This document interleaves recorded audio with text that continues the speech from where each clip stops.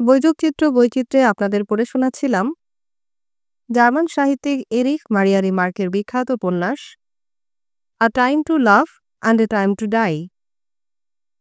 উপন্যাসটির আজ তৃতীয় পর্ব। মাঠের মাঝে ছোট্ট একটা স্টেশন, নামেই মাত্র স্টেশন। চারদিক খাঁ খাঁ করছে। ভগ্নস্তূপের মধ্যে যে কটা দেয়াল তখনও দাঁড়িয়েছিল তার ওপর ছাউনি ফেলে অস্থায়ী একটা শিবিরের মতো তৈরি করে নেওয়া হয়েছে, যাতে ওপর থেকে শত্রুরা কিছু অনুমান করতে না পারে। প্রধান রেল সড়ক থেকে ছোট একটা লাইন এনে এর সঙ্গে যোগ করা হয়েছে। রাশিয়ান বন্দীদের রাখা হয়েছিল অন্য একটা তাঁবুতে। যারা হাঁটতে পারে তারা মাথা গুজে বসে রইল সামনের বেঞ্চিতে। সবাই রীতিমতো ক্লান্ত। ছুটিতে যাওয়া অন্য দু একজন সৈনিককেও দেখা গেল। ওরা যতটা সম্ভব কাছাকাছি ভিড়ের মধ্যে ঘুরে ঘুরেই বেড়াচ্ছে। পাছে কেউ না এসে আবার ওদের রণাঙ্গনে ফেরত পাঠিয়ে দেয়। হঠাৎ দূর থেকে শোনা গেল বিমানের পাখার গুঞ্জন। আকাশে নয়, মাটিতেই। হয়তো আশেপাশে কোথাও গোপন বিমান ঘাঁটি আছে। শব্দ আরও কাছে এগিয়ে এলো। সবার বুক দুরু দুরু করে কেঁপে উঠল। গ্রেবারের তন্দ্রাও ছুটে গেল। ও দেখল এক ঝাঁক বিমান মাথার ওপর দিয়ে দ্রুত উড়ে গেল এবং ক্রমশ ছোট হতে হতে পাখির মতো পূব আকাশে মিলিয়ে গেল। পাখি নয়, ঠিক এক ঝাঁক শিকারী বাজের মতো। গ্রেবার ভাবল, যাক, বাঁচা গেল। কাগজ। কার যেন স্তব্ধ গম্ভীর স্বরে গ্রেবার চমকে উঠল। মাথা ঘোরাতেই দেখল দুজন সামরিক পুলিশ অফিসার। পৌরুষদীপ্ত বলিষ্ঠ চেহারা, পরিচ্ছন্ন পোশাক, চকচকে মোম পালিশ করা বুট, ঝকঝক করছে হাতের রাইফেল। গ্রেবার ভাবল, দুর্ভাগ্যের ঝড়ঝাপটা এখনো গায়ে লাগেনি। লড়িয়ে সৈনিকের মতো মৃত্যুর মুখোমুখি কোনোদিন দাঁড়াতে হলে এমন ফিটফাট থাকা বেরিয়ে যেত। কাগজ দেখি। সৈনিকরা যে যা সামরিক পরিচয় এবং ছুটির কাগজপত্র সব বার করে দিল। অফিসাররা খুঁটিয়ে খুঁটিয়ে পরীক্ষা করে সেগুলি দেখে আবার ফিরিয়ে দিলেন। আহা, বুনো শুয়োরের মতো কী সব চেহারা ছিরি! দুজনের মধ্যে বয়স্ক অফিসার ধমক দিলেন, যাও যাও, বাড়ি যাওয়ার আগে সবাই ভালো করে খেয়ে দিয়ে পরিষ্কার হয়ে নাও। হ্যাঁ রে খানকির বাচ্চা! অফিসার দুজনকে খানিকটা দূরে এগিয়ে যেতে দেখে সৈনিকদের মধ্যে থেকে কে যেন ভিংচি কাটল। আমরা সব বুনো শুয়োর, আর তোরা খুব ভদ্রলোক। অন্য একজন বলল, সৈন্যবাহিনী থেকে বিচ্ছিন্ন হয়ে যাওয়া আমাদের দলের 14-15 জন লোককে ওরাই সেদিন স্টালিনগ্রাদে গুলি করে মেরেছে। ওদের কাজই তো ওই। আপনি স্টালিনগ্রাদে ছিলেন নাকি? আগের সৈনিকটি চটে উঠল, ছিলাম না তো কি মিছিমিছি বলছি? এখন আর স্টালিনগ্রাদ থেকে কাউকে বেরোতে হচ্ছে না। শোনো শোনো, আমার একটা কথা শোনো। গোলগাল চেহারার একজন সৈনিক ভিড় ঠেলে এগিয়ে এলো। তোমাদের ভালোর জন্যেই বলছি, এখন এসব কিছু আলোচনা না করাই ভালো। খাবার ডিশ হাতে ওরা সবাই সার বেঁধে দাঁড়ালো। শীত করছিল, তবু ঠায় দাঁড়িয়ে রইল। কেউ এক পাও নড়ল না। প্রায় ঘণ্টাখানেক অপেক্ষা করার পর সবাইকে এক হাতা করে শুরুয়া দেয়া হলো। শাকসবজি, মাংস আর আলুর টুকরো মেশানো। যেমন পরিমাণ তেমনি তার চেহারা। রেবার মনে মনে ভাবল, মার হাতে তৈরি শুরুয়ার সঙ্গে এর কোথাও কোনো মিল নেই। আলু পেঁয়াজের পুর দেয়া ভ্যানিলা সসেজের কথা না হয় বাদই দিলাম, তবু শুরুয়ার শেষ কণাটুকু পর্যন্ত ও ফেলে রাখল না। আর কিছু না হোক, অন্তত গরম আছে। প্রায় সন্ধে পর্যন্ত ওদের অপেক্ষা করতে হলো। ইতিমধ্যে আরও দুবার কাগজপত্র পরীক্ষা করে দেখা হয়েছে। আরও আহত সৈন্য এসে পৌঁছেছে। 3 জন পথেই মারা গেছে। স্ট্রেচারগুলো ঠেস দিয়ে রাখা হয়েছে দেয়ালের গায়ে। যারা ছুটিতে যাবে অস্থিরভাবে ছটফট করছে, ভয় পাচ্ছে কোনো কারণে যদি যাওয়া না হয়। শেষ পর্যন্ত সন্ধ্যেরও অনেক পরে ট্রেন এলো। পরিষ্কার আকাশ, মাথার উপরে নক্ষত্রগুলোকে মনে হচ্ছে আশ্চর্য উজ্জ্বল আর অনেক নিচুতে। গ্রেবার অনেকক্ষণ পলকহারা চোখে সেদিকে তাকিয়ে রইল। চারদিক অন্ধকার, কোথাও কোনো আলো নেই। দেখতে দেখতে ট্রেনের কামরাগুলো ভর্তি হয়ে গেল। কে যেন চেঁচিয়ে উঠল, কারা ছুটিতে যাচ্ছে? কয়েকজন সৈনিক ভিড় ঠেলতে ঠেলতে সামনে এগিয়ে এলো। সন্ধ্যের আগে শেষবার পরীক্ষার সময় যে পুলিশ অফিসারটি সবাইকে একটা করে চিরকুট দিয়েছিলেন, এবার সেগুলো ফিরিয়ে নিলেন এবং সবাইকে নির্দিষ্ট একটা কামরায় ওঠার নির্দেশ দিলেন। ওরা সবাই সেই কামরার সামনে ভিড় করল। কে আগে উঠে ভালো জায়গাটা দখল করবে তার জন্যে ঠেলাঠেলি শুরু করে দিল। আগে থেকেই কয়েকজন আহত সৈনিক নিচে কম্বল বিছিয়ে বসেছিল। গ্রেবার মাঝের আসনে কোনোরকমে একটা জায়গা করে নিল। জানলার ধারেও বসতে চায়নি। ও জানে যে কোনো মুহূর্তে বোমার টুকরো ছিটকে সে লাগতে পারে। ট্রেন তখনও ছাড়েনি। কামরার ভেতরটা অন্ধকার। অন্ধকারের মধ্যেই ওরা অপেক্ষা করে রইল।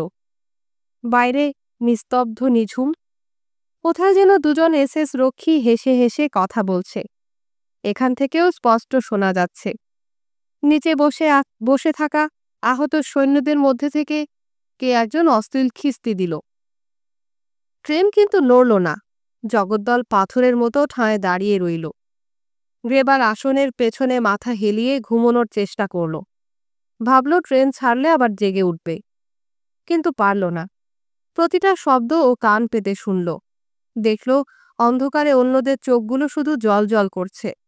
বাইরে থেকে নক্ষত্রের আলো তুষারে প্রতিফলিত হয়ে যতটুকু ভেতরে আসছে তাতে কারোর মুখ স্পষ্ট দেখা যাচ্ছে না, কেবল ওদের চোখগুলো। সাদা পটির নিচে ওদের উজ্জ্বল অশান্ত চোখের মণিগুলো কেবল অন্ধকারে কি যেন হাতড়ে হাতড়ে খুঁজছে। একটা ধাক্কা দিয়েই ট্রেনটা আবার থেমে গেল। সারা ট্রেন জুড়ে শোনা গেল একটা চাপা উল্লাসধ্বনি, দরজা বন্ধ হওয়ার ধূপধাপ শব্দ। আরও দুটো স্ট্রেচার প্ল্যাটফর্মে নামিয়ে আনা হলো। অর্থাৎ দুজন মারা গেছে। গ্রেবার ভাবল, শেষ মুহূর্তে যদি আর নতুন কোনো আহত সৈনিক না আসে তাহলে দুজনের জায়গাটা সবাই ভাগ করে নিতে পারবে। শুধু গ্রেবার নয়, অল্প বিস্তর সবাইয়ের ভাবনাই প্রায় একই রকম। ট্রেনটা আবার ধাক্কা খেল। তারপর একটু একটু করে প্ল্যাটফর্ম সরতে শুরু করল। সবাই তখন বাইরে ঝুঁকে পড়ছে। ওরা এখনো বিশ্বাসই করতে পারছে না, যেন ট্রেনটা যে কোনো মুহূর্তে থেমে যেতে পারে। কিন্তু থামল না। স্টেশনের অদূরে তাঁবুর সামনে দাঁড়ানো সৈন্যেরা ট্রেনের কামরাগুলোর দিকে বিষণ্ণ চোখে তাকিয়ে তাকিয়ে দেখছে। গ্রেবারের মনটা আবার খারাপ হয়ে গেল। মনে হলো ও পালিয়ে যাচ্ছে। হ্যাঁ, চাকার প্রতিটা শব্দে একটু একটু করে বাড়ির দিকে, দিগন্তের ওপারে নতুন জীবনের দিকে আমি পালিয়ে যাচ্ছি। নতুন জীবন। সত্যি কি তাই? পরের দিন ভোর, তখনও তুষার পড়ছে। কি একটা ছোট্ট স্টেশনে ট্রেন থামল। প্রায় নিশ্চিহ্ন হয়ে আসা শহরতলির গা ঘেঁষে দাঁড়ানো এই স্টেশন। কফি আর রুটি দেয়া হবে। সবাই জানলার সামনে ভিড় করল। অনেকে আবার দুধদার করে নিচে নেমে গেল। গ্রেবার নামল না। জানলা থেকে ওর বরাদ্দ কফিটুকু নিয়েই আবার তার আসনে ফিরে এলো। এক টুকরো রুটির বদলে বসার ভালো জায়গাটুকু ও কিছুতেই হারাতে রাজি নয়। আর এক দফায় মৃতদেহগুলো নামিয়ে দেয়া হলো। হঠাৎ গুজব ছড়িয়ে পড়ল, সামান্য আহতদের কামরা থেকে নামিয়ে স্থানীয় হাসপাতালে নিয়ে যাওয়া হচ্ছে। খবরটা শুনেই কয়েকজন সৈনিক পেচ্ছাবখানায় ঢুকে ভেতর থেকে দরজা বন্ধ করে দিল। কয়েকজন আবার অন্য দরজা দিয়ে নিচে নেমে পড়ল। বাইরে থেকে কে যেন বলল, ওই যে মামারা আসছেন। ভেতর থেকে দু একজন বলল, বন্ধ করে দাও, শিগগির দরজাটা বন্ধ করে দাও। কে একজন দরাম করে দরজাটা বন্ধ করে দিল। না না, আমি বাড়ি ফিরে যেতে চাই। সামনের আহত তরুণটি ভয়ে কোকিয়ে উঠল। মাথার পট্টি তখনও রক্তে ভিজে জবজব করছে। আগে দুবার ওরা আমাকে মাঠের হাসপাতাল থেকে সীমান্তে পাঠিয়ে দিয়েছে, একবারও ছুটি দেয়নি। এখন আমি বাড়ি ফিরে যেতে চাই। কেউ কোনো উত্তর দিল না।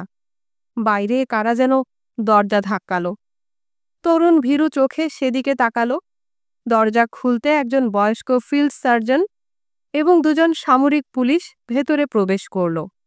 সার্জন আহত সৈনিকদের প্রমাণপত্রগুলোর ওপর দ্রুত চোখ বুলিয়ে নিলেন।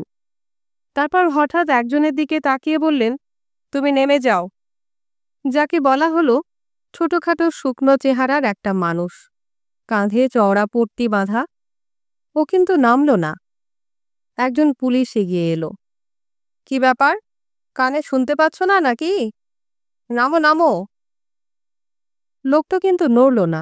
ঠোঁটে ঠোঁট চেপে ও সোজা সামনের দিকে তাকিয়ে রইল, যেন সত্যি শুনতে পায়নি। পুলিশটা গর্জে উঠল, না, বিশেষ দাওয়াই না হলে চলছে না দেখছি, উঠে দাঁড়াও। তবুও উঠল না, শক্ত কাঠ হয়ে বসে রইল। উঠে দাঁড়াও বলছি। এবার অন্য পুলিশটা চোখ পাকিয়ে তেড়ে এলো। তুমি তোমার ওপরওয়ালার আদেশ অমান্য করছো, জানো এর শাস্তি কি? সার্জন ততক্ষণে সেই তরুণ সৈনিকটাকে নিয়ে পড়েছেন। বেচারির চোখ মুখ শুকিয়ে একেবারে আমসি হয়ে গেছে। সার্জনকে বুঝিয়ে বলার চেষ্টা করছেন, আমি বলছি তোমার কোনো ভয় নেই, ওরা শুধু তোমায় নতুন ব্যান্ডেজ বেঁধে দেবেন। না। কান্নায় তরুণের গলার স্বর বুঝে এলো। তখনই ও চোখে পড়ল পুলিশ দুজন কাঁধে পট্টি বাঁধা লোকটাকে বলির পাঠার মতো প্রায় বগল দাবা করেই বাইরে বার করে নিয়ে যাচ্ছে। ওই দৃশ্য দেখে কেউ আর টু শব্দ করল না। তরুণ ছলছল চোখে সার্জেনের দিকে তাকালো। ব্যান্ডেজ বাঁধা হয়ে গেলে আমি আবার ট্রেনে ফিরে আসতে পারবো? আমি আপ্রাণ চেষ্টা করব, কিন্তু তার আগে তোমার ব্যান্ডেজটা বদলানো দরকার। তরুণ ম্লান মুখে নেমে গেল। পুলিশ দুজন আবার ফিরে এলো। ওদের একজন সার্জনকে বলল, পেচ্ছাবখানার মধ্যে নিশ্চয়ই কেউ না কেউ লুকিয়ে আছে স্যার। জোরে জোরে ও দরজা ধাক্কা দিল। কে আছো, শিগগির বেরিয়ে এসো। দরজা খুলে একজন সৈনিক বেরিয়ে এলো। এই যে বাছাধন, ওটার মধ্যে কি করছিলে? ভীষণ পেট খারাপ। ভীষণ পেট খারাপ? পুলিশটা দাঁত মুখ খিচিয়ে উঠল। বলি, এতক্ষণ কি করছিলে? পেট খারাপের আর সময় পেলে না? বিশ্বাস করুন। তোর বিশ্বাসের কাঁথায় আগুন। অন্য পুলিশটা ওর কোটের কলার ধরে হিড়হিড় করে টেনে নিয়ে এলো। সার্জন এবার ওর দিকে ঘুরে দাঁড়ালেন।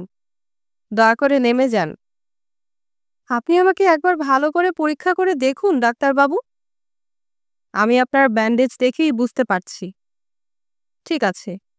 সৈনিকটা আর কোনো দিকে না তাকিয়ে সোজা দরজা দিয়ে বেরিয়ে গেল। এখানে আর কেউ নেই, বাকি সবাই ছুটিতে যাচ্ছে। সার্জন দরজার দিকে এগুলেন। চলো এবার যাওয়া যাক। হ্যাঁ স্যার। পুলিশ দুজন ওর পেছন পেছন নেমে গেল। খানিকক্ষণ পরে পেচ্ছাবখানা দরজা দিয়ে আরেকটা মুখ সন্তর্পণে উঁকি দিল। তারপর ভেতর থেকে বেরিয়ে এলেন একজন লান্স কর্পোরাল। সারা মুখ ঘামে ভেজা। উনি ওর আসনে গিয়ে বসলেন। তারপর ফিসফিস করে জিজ্ঞেস করলেন, চলে গেছে? মনে তো হয়। লান্স কর্পোরাল যেন হাঁপ ছেড়ে বাঁচলেন। এতক্ষণ এক মনে প্রার্থনা করছিলাম। সবাই ওর দিকে তাকালো। কে যেন জিজ্ঞেস করলো, কার জন্যে? কার জন্যে আবার? ওই বাঁদর দুটোর জন্যে। অন্য আরেকজন মন্তব্য করল, না, বাঁদর দুটোর জন্য নয়। লান্স কর্পোরাল রুমাল দিয়ে মুখ মুছলেন। আমি প্রার্থনা করছিলাম যে ছেলেটা ভেতরে ছিল তার জন্যে। কই, ওকে তো দেখছি না। নেমে গেছে। নেমে গেছে?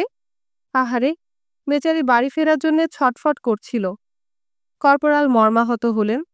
ওর বউয়ের ক্যান্সার না কি যেন বলছিল। ওর জন্য আমার সত্যি দুঃখ হচ্ছে। রাখুন মশাই আপনার দুঃখ। কে যেন ধমক দিল, আগে ট্রেন ছাড়ুক, তারপর যত খুশি দুঃখ করবেন। ট্রেন ছাড়লো আরো ঘণ্টাখানেক পরে। যে লোকটা অন্য দরজা দিয়ে গিয়েছিল তাকে আর উঠতে দেখা গেল না। গ্রেবার ভাবল ওরা হয়তো তাকে ধরে নিয়ে গেছে। দুপুরের দিকে সামরিক পোশাক পরা একজন লোক কামরায় প্রবেশ করল। কেউ কামাতে চান? কি? কেউ দাড়ি কামাতে চান? আমি নাপিত। খুব ভালো সাবান আছে, একেবারে ফ্রান্স থেকে আনানো। চলন্ত ট্রেনে দাড়ি কামানো যায় বুঝি? কেন যাবে না? দীর্ঘদিন আমি এই কাজ করছি। এই তো সবে অফিসারদের কামরা থেকে আসছি। কত পড়বে? মাত্র 50 ফিনিক্স। কামানো হলে তখন দেখবেন কত সস্তা। বাহ, তাহলে আমার থেকেই শুরু করুন। বড় একটা কাগজ পেতে নাপিত তার কামানোর সরঞ্জাম সব সাজিয়ে ফেলল। পকেট থেকে চিরুনি কাঁচি বার করে রাখল। খুঁটা হাতের তালুতে দু একবার ঘষে নিল। সারা কামরায় ছড়িয়ে পড়ল ফেনা ওঠা সাবানের মিষ্টি গন্ধ। চমৎকার হাতের টান। নাপিত হিসেবে ও সত্যিই কুশলী। চোখের নিমেষে 3 জনের কামানো হয়ে গেল। আহতরা কেউ কামাতে রাজি হল না। এবার গ্রেবার বসে পড়ল। কামানো 3 জনেরই মুখের দিকে ও তাকিয়ে তাকিয়ে দেখল। ওদের সমস্ত চেহারাটাই পাল্টে গেছে। কেমন যেন অচেনা লাগছে। ঝকঝকে কামানো চিবুকে ওদের মুখগুলো মনে হচ্ছে অর্ধেক সৈনিক, অর্ধেক বাড়িতে থাকা মানুষদের মতো। গ্রেবার খুর ঘষার শব্দ শুনতে পেল। প্রতিটা খুরের টানে ও যেন পালকের মতো নরম আর শোলার মতো হালকা হয়ে যেতে লাগল।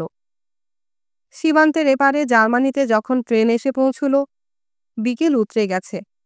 বড় একটা স্টেশনে গাড়ি থামতেই কামরা প্রায় খালি হয়ে গেল।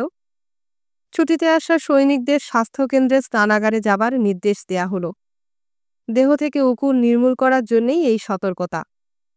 ওরা সবাই জামাকাপড় ছেড়ে প্রায় নগ্ন হয়ে একটা উষ্ণ কক্ষে প্রবেশ করল। ভেতরে কার্বলিক সাবানের কড়া গন্ধ। দীর্ঘদিন পরে গ্রেবার গরম জলে প্রাণ ভরে স্নান করল। ও জানে ওর মাথায় উকুনের তেমন কোনো উৎপাত নেই, যা আছে জামা কাপড়ে। জামা কাপড়ে থাকা উকুন বড় একটা মাথায় হানা দেয় না। ওটা একটা প্রাচীন রীতি। উকুনেরা সাধারণত একে অপরের অঞ্চল অধিকার করতে চায় না, এবং এ সম্পর্কে ওরা কোনো রকম যুদ্ধ বিগ্রহ পছন্দ করে না। ঘরটা রীতিমতো গরম। তন্দ্রার মতো উষ্ণ একটা আমেজে গ্রেবারের দু চোখের পাতা আপনা থেকেই বন্ধ হয়ে এলো। কিন্তু এই ভালো লাগার প্রতিটা অনুকণা ও চুইয়ে চুইয়ে উপভোগ করতে চাইল। চারদিকে তখন স্ফূর্তির ফোয়ারা ছুটছে। গ্রেবার তাকিয়ে তাকিয়ে দেখল ওর সহযোদ্ধা বন্ধুদের বিশীর্ণ ম্লান নগ্ন দেহগুলো। কারো পায়ে হাজা, কারো হাতে দগদগে গভীর ক্ষত। তবু ওরা যেন জীবনে ফিরে আসা এক অন্য মানুষ। ওরা এখন আর কেউ যুদ্ধের কথা বলছে না। খাওয়া দাওয়া, পারিবারিক নানান স্মৃতি আর মেয়েদের কথায় সবাই এখন মশগুল। আমার বউয়ের তো একটা বাচ্চা হয়েছে, বের্নহার্ড বলল। ট্রেনেই ওর সঙ্গে আলাপ। ও বসে রয়েছে গ্রেবারের ঠিক পাশে। ছোট্ট একটা পকেট আয়না নিয়ে চোখের পাতা আর ভ্রু থেকে উকুন খুঁজে খুঁজে বার করছে।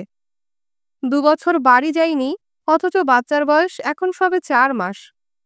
বউ অবশ্য জানিয়েছে বাচ্চার বয়স 14 মাস, এবং ওটা নাকি আমারই। মা কিন্তু চিঠিতে লিখেছেন বাচ্চাটার বাবা নাকি কোন রাশিয়ান। তাছাড়া এইসব ব্যাপার মাত্র 10 মাস আগে থেকে ও লিখতে শুরু করেছিল। কি জঘন্য কাণ্ড একবার ভেবে দেখুন। যুদ্ধের সময় এসব হয়। মাথায় টাক, নাদুস নুদুস চেহারার বয়স্ক এক ভদ্রলোক নির্লিপ্ত স্বরে কথা বললেন। অনেক সময় যুদ্ধবন্দীদেরও এসব কাজে ব্যবহার করা হয়। বউয়ের নিকুচি করেছে, অন্য একজন চাপা স্বরে বলল। আমি হলে লাথিয়ে মাগিটাকে বাড়ি থেকে দূর করে দিতাম। যত সব নোংরামি। নোংরামি? কিসের নোংরামি?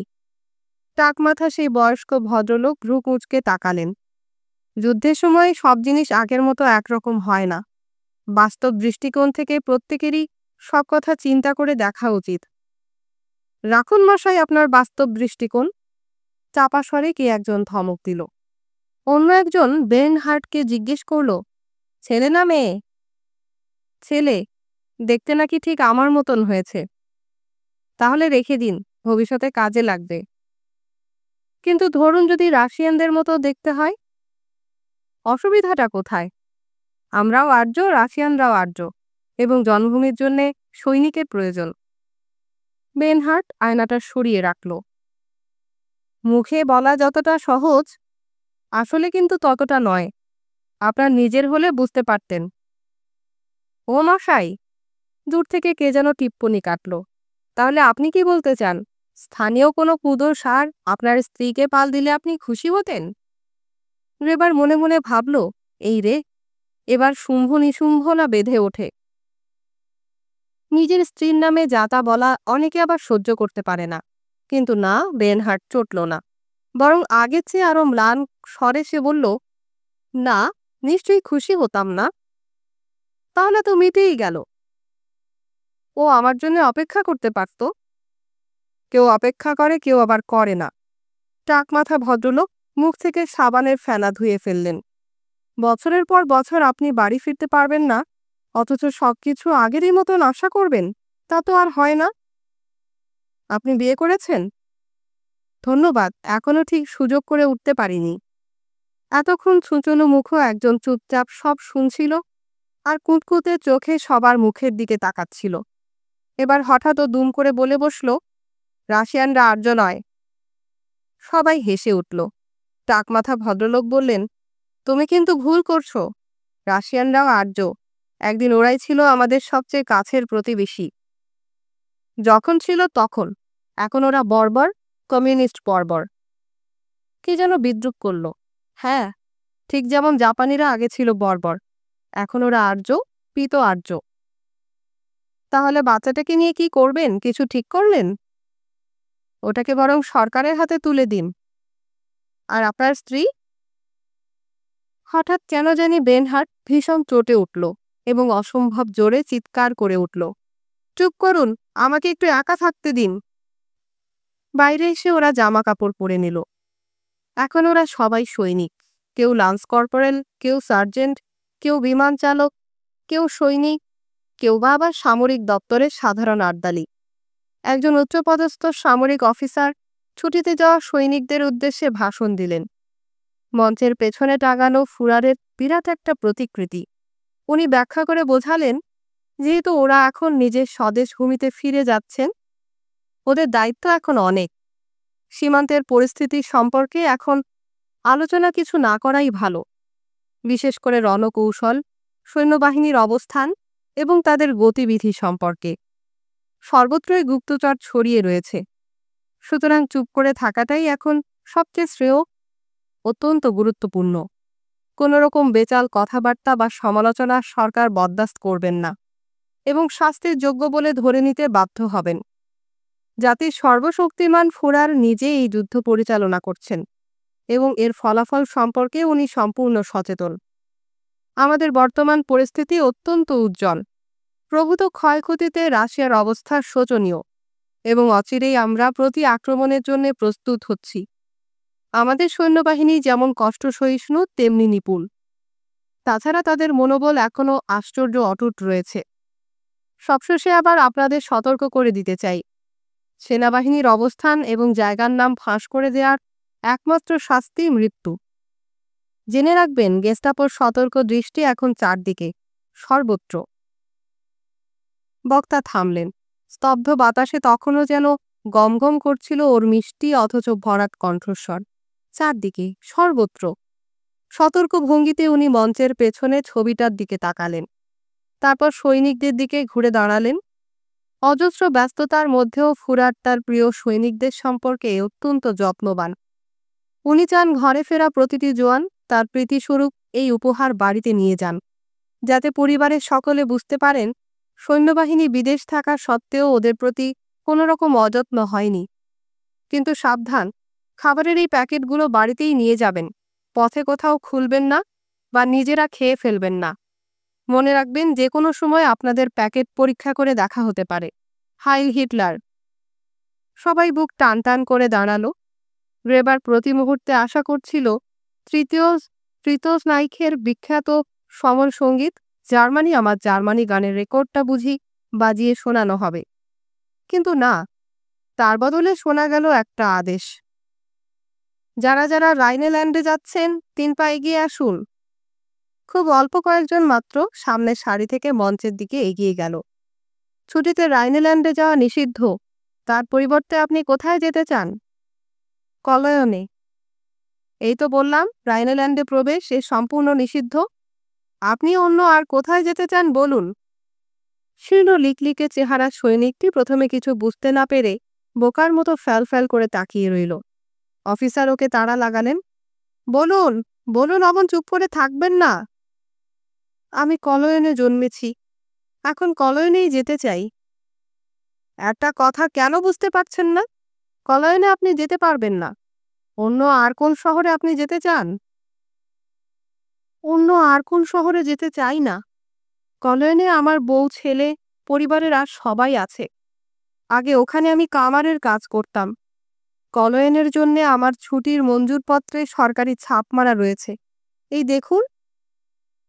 সবই বুঝলাম, কিন্তু ওখানে এখন আপনি যেতে পারবেন না। সাময়িকভাবে কলয়ন সম্পূর্ণ নিষিদ্ধ করে দেয়া হয়েছে। নিষিদ্ধ করে দেয়া হয়েছে? কান্নায় ভিজে এলো সৈনিকের কণ্ঠস্বর। কিন্তু কেন? আপনি কি পাগল হয়েছেন? নইলে কোন সাহসে এসব প্রশ্ন করছেন? একজন ক্যাপ্টেন এসে অফিসারের কানে কানে কি যেন বললেন। উনি মাথা নাড়লেন। তারপর আবার সৈনিকদের দিকে ফিরে তাকালেন। যারা হামবুর্গ আর আলজার্সে যাবেন, সামনে এগিয়ে আসুন। কেউ এগিয়ে এলো না। উনি সারি সারি উদ্বিগ্ন মুখগুলোর দিকে এক ঝলক দৃষ্টি বুলিয়ে নিলেন। রাইনেল্যান্ডের সৈন্যরা এখানে থাকুন। বাকি সবাই স্বচ্ছন্দে যেতে পারেন। আর যাবার আগে বাড়ির জন্য খাবারের প্যাকেটগুলো যেন নিয়ে যেতে ভুলবেন না। ওরা আবার স্টেশনে ফিরে এলো। কিছুক্ষণ পরেই রাইনেল্যান্ডের সৈনিকরা এসে ওদের সঙ্গে মিলিত হলো। বেচারীদের মুখগুলো কচি কলাপাতার মতো শুকিয়ে গেছে। টাকমাথা গোলগাল চেহারার সেই বয়স্ক ভদ্রলোক ভিড় ঠেলে শীর্ণকায় সৈনিকদের দিকে এগিয়ে এলেন। কি ব্যাপার? ব্যাপার যা তা তো নিজের কানেই শুনলেন। হ্যাঁ, কলয়নে যেতে পারছেন না সেটা শুনেছি, কিন্তু কোথায় যে যাচ্ছেন সেটা শোনার সৌভাগ্য এখনো হয়নি। রোটেনবুর্গে। রোটেনবুর্গে? হ্যাঁ, ওখানে আমার এক বোন থাকে, কিন্তু সেখানে গিয়ে কি করব আমি নিজেই বুঝতে পারছি না। থাকি কলয়নে, অথচ এখনো পর্যন্ত বুঝতেই পারলাম না সেখানে কি হয়েছে, কেন সেখানে যেতে পারবো না। অদূরে দুজন এসএস পুলিশকে বুটের খটখট শব্দ তুলে ঘুরে বেড়াতে দেখে কে যেন বলল, সাবধান, আস্তে কথা বলো। তা নয় বললাম, কিন্তু রোটেনবুর্গে গিয়ে আমার লাভটা কি হবে? ছেলে বউ পড়ে রইল কলয়নে। ওরা হয়তো এখন রোটেনবুর্গে চলে গেছে। না, রোটেনবুর্গে ওরা যেতে পারে না। আমার বোন আর বউ দুজনে সাপে নেউলে, কেউ কাউকে সহ্য করতে পারে না। বেচারি দুচোখ ছলছল করে উঠল। সবাই যে যার বাড়ি যাচ্ছে, অথচ আমি যেতে পারবো না। বিশেষ করে এমন একটা সময়ে যখন সত্যিকারের ওদের কি হয়েছে আমি কিছুই বুঝতে পারছি না। শোনো, টাকমাথা ভদ্রলোক ওর কাঁধে হাত রাখলেন, এখনই এত ভেঙে পড়লে চলবে না। তুমি বরং বাড়িতে একটা তার করে দাও এবং ওদের সবাইকে রোটেনবুর্গে চলে আসতে বলো, নইলে হয়তো তোমার স্ত্রীর সঙ্গে আর দেখাই হবে না। সে অনেক ঝামেলা, এককারই টাকা পয়সার ব্যাপার, তার উপর মাথা গুঁজবে কোথায়? ওরা যদি কলয়নে কাউকে ঢুকতে না দেয় তবে বেরোতেও দেবে না, রেবার মনে মনে ভাবল, এবং মনে হতেই হিমেল একটা স্রোত বয়ে গেল ওর শিরা উপশিরার মধ্য দিয়ে। এমনই একটা আশঙ্কা দীর্ঘদিন ওকে তাড়া করে ফিরছিল, অথচ তার চেহারাটা ও স্পষ্ট দেখতে পাচ্ছিল না। এখন ঝাপসা হয়ে আসা বিশীর্ণ ম্লান মুখগুলোর দিকে ও একে একে তাকিয়ে দেখল। দীর্ঘ সংগ্রাম শেষে জীবনে যেটুকু শেষ সঞ্চয় ছিল, একটু ভালোবাসা, নিবিড় উষ্ণতা আর শান্তি, যার মোহে এই দীর্ঘ পথ পাড়ি দিয়ে আসা, তা যেন জ্বলে ওঠার আগেই এক ফুয়েকে দপ করে নিভিয়ে দিল। আর ঠিক তখনই মনে হলো অলক্ষ্যে কি যেন একটা ওর বুকের ভেতর থেকে নিঃশব্দে ঝরে গেল। ধীরে ধীরে অন্ধকার ছিঁড়ে ট্রেন প্ল্যাটফর্ম ছেড়ে বেরিয়ে গেল, আর তার চাকার প্রতিটি পাকে পাকে কে যেন আর্তনাদ করে উঠল, ছুটি, এই আমার ছুটি।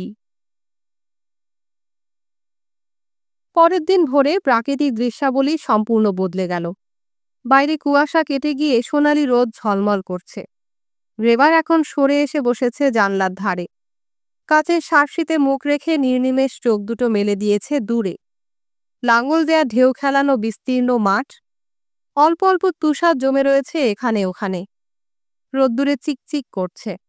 তার মাঝে হিন্দুলিত হাওয়ায় দোল খাচ্ছে রাইয়ের কচি শীষ। দুধারে দিগন্ত ছোঁয়া রেশমের মতো মসৃণ সবুজ শ্যামলী মাঠ। কোথাও ধ্বংসের কোনো চিহ্ন নেই, না তার ট্রেঞ্চ, না গোলাগুলির ক্ষত চিহ্ন। তারপর এলো গ্রাম। সকালের আলো এসে পড়েছে গির্জার চূড়ায়। স্কুল বাড়ির ছাদে বাতাস মোড়কটা আস্তে আস্তে ঘুরছে। সরাইখানার সামনে লোকেরা গল্পগুজব করছে। খোলা দরজার ওপারে মেয়েরা গৃহস্থালির কাজে ব্যস্ত। শাখা প্রশাখা মেলে দেয়া পাতাবহুল সচ্ছল গাছ, বাউলের পায়ের মতো এঁকে বেঁকে চলে যাওয়া মেঠো পথ। শিশুরা খেলা করছে। অনেক অনেক দিন গ্রেবার কোনো শিশু দেখেনি। ও গভীর একটা দীর্ঘশ্বাস ফেলল, যেন এরই জন্যে ও এতদিন প্রতীক্ষা করেছিল। শুধু এর জন্যে নয়, এই মাঠ, এই রোদ, গাছগাছালির এই সবুজ সমারোহ, সব কিছুর জন্য। কেমন যেন অন্যরকম লাগছে, তাই না? পাশের সৈনিকটি বলল। নিশ্চয়ই, সম্পূর্ণ অন্যরকম। দিগন্তের ওপারে অরণ্যের রেখা এবার স্পষ্ট হচ্ছে। টেলিফোনের তারে বসা হট্টিটি পাখিটা ছোট্ট শীষ দিয়ে উড়ে গেল। সমস্ত ব্যাপারটাই গ্রেবারের কাছে একটা গানের সুরের মতো মনে হলো। সীমান্তের বুক কাঁপানো কামানের গর্জন, বিমানের ব্যস্ত তৎপরতা এখানে নেই। ও যেন কতদিন এক দৃশ্যাবলীর ভেতর দিয়েই ছুটে চলতে চেয়েছিল। এখনও সহযোদ্ধাদের স্মৃতিগুলো ঝাপসা মনে হচ্ছে। আজ কি বার যেন? গ্রেবার জিজ্ঞেস করল। শুক্রবার। শুক্রবার? হ্যাঁ, কেন, কোনো সন্দেহ আছে নাকি? না, ঠিক তা নয়। বারের হিসেবটা আমি কিছুতেই মনে রাখতে পারি না। কয়েকজন ইতিমধ্যেই ঝোলা থেকে রুটি বার করে চিবুতে শুরু করেছে। গ্রেবার পরের স্টেশনে কফির জন্য অপেক্ষা করল। রুটি এবং কফি, পাশাপাশি শব্দ দুটো মনে হতেই ওর রান্নাঘরের ছবিটা ভেসে উঠল। সাদা আর নীল ডোরাকাটার টেবিলের ঢাকার ওপর মায়ের নিজের হাতে সাজানো কফি সরঞ্জাম, প্লেটে মাখন মাখানো রুটি, খাঁচায় ক্যানারিটা ডাকছে। জানলা দিয়ে বাগানে চোখ পড়ে জিরেনিয়াম আর গোলাপের মিষ্টি হাসি। তখনও এমন বোকা ছিল। ল্যাভেন্ডারের পাতা হাতে ঘষে ঘষে মুঠোর মধ্যে গন্ধ শুকত। নির্যাসে স্নিগ্ধ গন্ধে চোখের পাতা দুটো ওর আপনা থেকেই বন্ধ হয়ে আসত। আরও স্বপ্ন দেখত নাম না জানা কত অচেনা দেশের। তারপর থেকে অজস্র অজানা দেশও দেখেছে। অথচ সেদিনের সে স্বপ্নের সঙ্গে আজ যার কোনো মিল নেই। জানলা দিয়ে বেনহার্টকে হাত নাড়তে দেখে গ্রেবার বাইরে তাকালো। মাঠে মেয়েরা কাজ করছে, মাথায় রঙিন রুমাল বাঁধা। কিন্তু ওর প্রত্যুত্তরে কাউকে হাত নাড়তে না দেখে বেনহার্ট জানলার আরও ঝুঁকে পড়ল। তবু কেউ চোখ তুলেও তাকালো না। আশ্চর্য! বেনহার্ট জানলা থেকে হাত সরিয়ে নিল। টাকমাথা বয়স্ক ভদ্রলোক ওর দিকে তাকিয়ে মুচকি হাসলেন। অন্য সব কামরা আহত সৈনিকে ভর্তি, ওরা কেউ তোমার হাত নাড়া দেখতে পায়নি। অসম্ভব! এত মেয়ের মধ্যে কেউ আমার হাত দেখতে পেল না? কলয়েন হলে এমন হতো না। শীর্ণকায় সৈনিকটি এতক্ষণ পরে এই প্রথম মন্তব্য করল। সব জায়গাতেই হতো। বুক খালি করে বেনহার্ট গভীর একটা দীর্ঘশ্বাস ফেলল।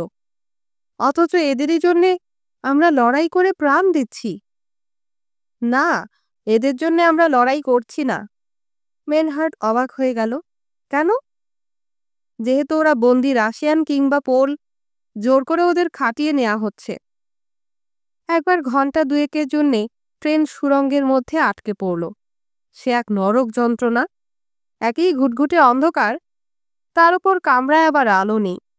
জ্বলন্ত সিগারেটের টিপ টিপ আগুনগুলোকে মনে হচ্ছে ঠিক যেন জোনাকির মতন, জ্বলছে নিভছে, উঠছে নামছে। যদিও সৈনিক হিসেবে ট্রেন যে কাটাতে অভ্যস্ত, তবু কিছুক্ষণের মধ্যেই সুড়ঙ্গের এই অনর অন্ধকার ওদের কাছে অসহ্য হয়ে উঠল। বাড়ি ফেরার নেশায় মাতাল মনগুলো তখন চঞ্চল। কে যেন বলল, যেমন যান্ত্রিক জীবন, তেমনি তার পাওনা ছুটি। অন্ধকারে কেউ কারোর মুখ দেখতে পেল না। কণ্ঠস্বরে কলয়নের সৈনিকটি চিনতে কারো অসুবিধে হল না। কিন্তু কাউকে উত্তর দিতে না দেখে গ্রেবার বলল, রোটেনবুর্গ কিন্তু খুব পুরনো শহর। আপনি গিয়েছিলেন বুঝি? না, আপনি? হুম। অন্য একজন বলল, ছুটি যখন পেয়েছেন বার্লিনটাও একবার ঘুরে আসুন। ওসব এলাহি ব্যাপার, এত টাকা কোথায়? তাছাড়া সত্যি বলতে কি, কলয়েন ছাড়া আমি আর অন্য কোথাও যেতে চাই না। হঠাৎ ধাক্কা খেয়ে ট্রেনটা আবার চলতে শুরু করল। বাঁচা গেল। অন্ধকার থেকে আলো এসে চোখ যেন ঝলসে গেল।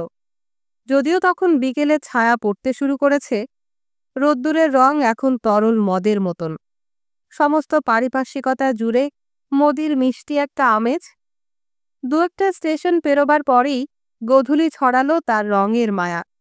দুধারের ভূচিত্রাবলী গ্রেবারের কেমন যেন চেনা চেনা মনে হলো। নির্দিষ্ট কোনো মাঠঘাট, বন বা পাহাড় দেখে নয়, প্রাকৃতিক দৃশ্যাবলী হঠাৎ যেন নিজেই কথা বলে উঠল। অতীত দিনের নানান রঙের স্মৃতির কথা, যার সঙ্গে স্বপ্নিল এই গোধূলির রাঙা আলোর একটা আশ্চর্য মিল আছে। স্টেশনের নামগুলো এবার ওর ভীষণ চেনা মনে হলো। হঠাৎ চলমান জীবনে নানান টুকরো স্মৃতির মতো স্ট্রবেরি, লাক্ষা আর সূর্যস্নাত লতাগুল্মের এক ঝলক মিষ্টি গন্ধ ওর নাকে ভেসে এলো। আর কয়েক মিনিটের মধ্যেই ওর গন্তব্যের শহর এসে পৌঁছবে। তাই গ্রেবার উঠে পড়ল, দ্রুত হাতে জিনিসপত্র সব গুছিয়ে নিয়ে অপেক্ষা করল। ট্রেন থামতেই অনেকেই হুড়মুড় করে নিচে নেমে গেল। গ্রেবার জানলা দিয়ে মুখ বাড়িয়ে স্টেশনের নামটা পড়ার চেষ্টা করল, কিন্তু কোথাও কোনো লেখা ওর চোখে পড়ল না। কলয়নের সৈনিক বলল, আর কেন, নেমে পড়ুন। এখনো আসেনি, স্টেশনটা তো শহরের মাঝখানে।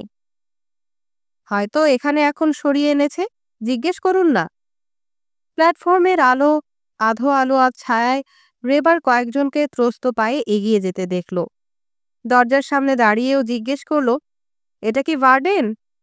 দু একজন ওর দিকে তাকালো, কিন্তু কেউ কোনো উত্তর দিল না। সবাই এখন মৌমাছির মতো ব্যস্ত। ও নিচে নেমে এলো। এমন সময় স্টেশন মাস্টারের গলা শুনতে পেল, ওয়ার্ডেন, যারা ওয়ার্ডেন যাবেন নেমে যান। কাঁধের ঝোলাটা শক্ত করে চেপে গ্রেবার ভিড় ঠেলে এগুলো। ট্রেন এখন স্টেশনে থামছে না? আপনি ভার্ডেনে যেতে চান? কে যেন ক্লান্ত চোখ দুটো টেনে তুলল। হ্যাঁ। প্ল্যাটফর্মের পেছন দিকে চলে যান, দেখবেন বাস দাঁড়িয়ে আছে, ওরাই আপনাকে ভার্ডেনে পৌঁছে দেবে। গ্রেবার প্ল্যাটফর্ম ধরে হনহন করে এগিয়ে চলল। ওপরে সবুজ রংকারা পুরনো টিনের ছাউনি। স্টেশনটা গ্রেবার এই প্রথম দেখল। পাকনিতেই আবছা অন্ধকারে সারি সারি বাসগুলো ওর চোখে পড়ল। এটা কি ওয়ার্ডেন যাবে? বাস চালক কেউ জিজ্ঞেস করল। হ্যাঁ। ট্রেন এখন আর শহর পর্যন্ত যাচ্ছে না? না। কেন বলুন তো? যেহেতু ট্রেন শহরে ঢুকতে পারছে না। গ্রেবার অবাক হয়ে ওর মুখের দিকে তাকালো।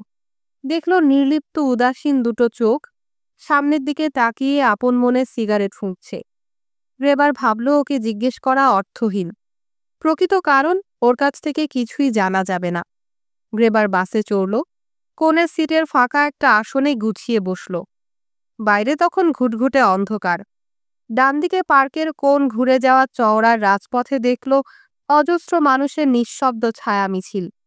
জ্বলন্ত সিগারেটের আলোগুলো অন্ধকার স্রোতের ভাষা প্রদীপের মতো কাঁপছে। গ্রেবার ভাবল ট্রেন হয়তো এতক্ষণে স্টেশন ছেড়ে চলে গেছে। কিছুক্ষণের মধ্যে বাসও ছেড়ে দিল। একপাশের আসনে বসে রয়েছে কয়েকজন সামরিক অফিসার, দুজন এসএস পুলিশ। অন্য পাশের আসনে কয়েকজন সাধারণ যাত্রী। সবাই হু হু করে ছুটে চলা বাসের জানলা দিয়ে বাইরে তাকিয়ে রয়েছে। কেউ কোনো কথা বলছে না। কেবল ছোট্ট একটা বাচ্চা মার কাঁধের ওপাশ থেকে দুষ্টুমি করছে। আর এপাশে সোনালি চুল, হলদে রিবন বাঁধা 2 বছরের ফুটফুটে একটা মেয়ে খিলখিল করে হাসছে। বাইরে অক্ষত পিঁচ বাঁধানো পথটা দেখে গ্রেবার স্বস্তি পেল। কয়েক মিনিটের মধ্যেই বাস এসে পৌঁছে গেল। সবাই নেমে যান। আমরা কোথায় এলাম? গ্রেবার পাশের যাত্রীকে জিজ্ঞেস করল। ব্রামশেস্ট্রাসে। বাস আর যাবে না? না। ভদ্রলোক নেমে গেলেন। গ্রেবার ওকে অনুসরণ করল। দেখুন, আমি ছুটিতে এসেছি, 2 বছর পর। ভদ্রলোক ওর আপাদমস্তক দৃষ্টি বুলিয়ে নিলেন। কপালে দগদগ করছে গভীর একটা ক্ষত। সামনের কয়েকটা দাঁত নেই। কোথায় থাকেন আপনি? 18 নম্বর হাকেনস্ট্রাসে। সে তো পুরনো শহরে। হ্যাঁ, লুইজেনস্ট্রাসের ঠিক পাশেই। ক্যাথরিনেন কির্খে থেকেও স্পষ্ট দেখা যায়। তাহলে তো পথঘাট সব এখনো মনে আছে দেখছি। নিশ্চয়ই, এসব কেউ কখনো ভোলে না। তাহলে এই দিক দিয়ে সোজা চলে যান, চিনতে আপনার খুব একটা অসুবিধে হবে না। অসংখ্য ধন্যবাদ। রেবার ব্রামশেস্ট্রাসে ধরে এগিয়ে চলল। দুধারের বাড়িগুলো তাকিয়ে তাকিয়ে দেখে, জানলাগুলোয় চাপ চাপ জমাট অন্ধকার। বিমান আক্রমণের ভয়ে দরজায় কালো পর্দা টাঙানো। রেবার ভেবেছিল রাস্তায় অন্তত আলো থাকবে, দোকানপাট তখনও বন্ধ হয়ে যায়নি। কিন্তু সর্বত্রই একই সতর্কতা, কাচের সার্সি, শোকেসে কাগজের তাপ্পি মারা, আলোগুলোয় চোখে ঠুলি পড়ানো। চওড়া রাস্তাটা মরুভূমির মতো খা খা করছে। এত নির্জনতায় গা ছমছম করে। একটু এগিয়ে ঘোড়ার সাজ সরঞ্জাম বিক্রির দোকানটা রেবার হঠাৎ চিনতে পারল। দরজার সামনে দাঁড় করানো থাকত খড়ের তৈরি খয়েরি রঙের একটা ঘোড়া, মাথাটা একপাশে ফেরানো। হঠাৎ দেখলে মনে হবে ঠিক যেন জীবন্ত। ছেলেবেলায় স্কুল পালিয়ে ফেরার পথে কতদিন দাঁড়িয়ে দাঁড়িয়ে ঘোড়াটাকে দেখেছে, আজও ওটাকে একইভাবে থাকতে দেখে রেবার অবাক হয়ে গেল। ঠিক তখনই ওর বাড়ির কথা মনে পড়ল। রেবার জোরে পা চালালো। ভারী জুতোর শব্দ নিজের কানেই বেমানান ঠেকল।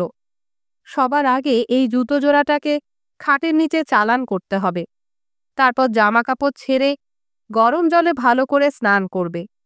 পরিষ্কার হালকা শার্টে ওকে কেমন মানাবে ভাবতেই রেবারের হাসি পেল। রাস্তাটা এখন ওর পায়ের নিচে যেন ছুটছে। হঠাৎ ও ধোঁয়ার গন্ধ পেল। রেবার থমকে দাঁড়ায়। গন্ধটা ঠিক চিমনি বা কয়লার ধোঁয়ার মতো নয়, বরং অগ্নিকাষ্ঠে ইট কাঠ পোড়া চাপা গন্ধের মতো। ও চারিদিকে তাকালো। কই, ঘরবাড়ির তেমন তো কোনো ক্ষতি হয়নি বা ছাদ জ্বলে যায়নি। মাথার ওপরে সীমাহীন গাঢ় নীল আকাশ। তাহলে ও সামনে এগিয়ে চলল। রাস্তাটা শেষ হয়েছে ফুলের গাছ দিয়ে ঘেরা ছোট্ট একটা পার্কের সামনে। পোড়া গন্ধটা এখন যেন আরো কাছে মনে হচ্ছে, ঠিক যেন বড় বড় গাছগুলোর ওপারেই। রেবা জোরে জোরে নিঃশ্বাস নিল, কিন্তু কোন দিক থেকে আসছে ঠিক বুঝতে পারল না। এখন মনে হচ্ছে গন্ধটা চারদিকেই যেন আকাশ থেকে ছড়িয়ে পড়েছে। দুমুখো একটা রাস্তার মোড়ে ও প্রথম ভাঙা বাড়ি দেখতে পেল। রেবা চমকে উঠল। গত কয়েক বছর জীবনে ধ্বংস ছাড়া আর কিছুই দেখেনি, কিন্তু এখানে এই ধরনের কিছু দেখবে ও কল্পনাও করতে পারেনি। অবাক বিস্ময়ে ও বাড়িটার দিকে তাকিয়ে রইল, যেন জীবনে এই প্রথম ও ধসে পড়া বাড়ি দেখছে। রেবার ভাবল, হয়তো শুধু এই বাড়িটাই ধসে গেছে, বাকি সব ঠিক আছে। এক মুঠো ধুলোবালি নিয়েও শুকে দেখল, না, কোনো গন্ধ নেই। বাড়িটা নষ্ট হয়েছে বেশ কিছুদিন আগে।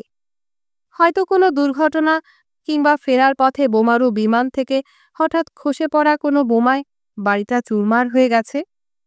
এগিয়ে যেতে যেতে ও রাস্তার নাম খুঁজল। রামশেস্ট্রাসে। হাকেনস্ট্রাসে এখনও প্রায় আধ ঘন্টার পথ। ও দ্রুত পা চালালো। পথে বড় একটা কাউকে চোখে পড়ল না। প্রতিটা মাকে ঠুলি পরানো এক একটা টিমটিমে বাতি। যক্ষ্মারোগীর মতন ফ্যাকাশে একটু আলো এসে পড়েছে নিচে।